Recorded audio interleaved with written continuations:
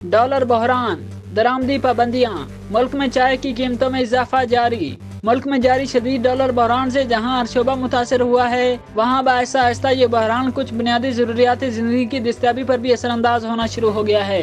अब हालिया सूरत हाल में मुल्क में चाय की कीमतों में हुशरवा इजाफे का रुझान देखने में आ रहा है और दरामदी पाबंदियों की वजह से इसकी मार्केट में तरसील भी मुतासर हो रही है। इस वक्त मुल्क में फरवरी से मार्च तक के वक्त तक चाय की पत्ती की कीमत में 700 रुपए किलो तक इजाफा हो चुका है। मार्केट में पत्ती की कीमत 1100 रुपए से बढ़कर 1800 रुपए पर आ गई है। पाकिस्तान टी एसोसिएशन के अदाद शुमार के मुताबिक चाय की तलब के मुकाबले में 50% कम चाय दरामद की जा रही है। गुज़िश्ता 2 माह में चाय की पत्ती की दरामद 52% कम हो गई। पाकिस्तान टी एसोसिएशन के मुताबिक फरवरी में 11,940 टन पत्ती दरामद की गई। फरवरी में 2 करोड़ 70 लाख डॉलर मालियत की पत्ती दरामद की गई। दिसंबर में पत्ती की दरामद का हजम 24,765 टन रहा था। दिसंबर में 6 करोड़ 28 लाख डॉलर मालियत की पत्ती दरामद की गई थी।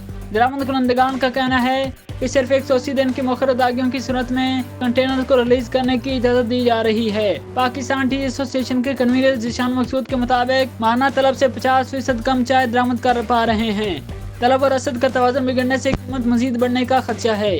अगर ज़र मुबादला की अदम दस्तयाबी और इम्पोर्ट पर रुकावटें जारी रहती हैं तो चाय की पत्ती जैसी बुनियादी ज़रूरियात ज़िंदगी की दरामद में मजीद मुश्किलात बढ़ सकती हैं, जिसकी वजह से मार्केट में चाय की तरसील मजीद मुतासर होने का अंदेशा है और कीमतों में जारी होशरबा इजाफे का रुझान कायम रहने का अंदेशा है।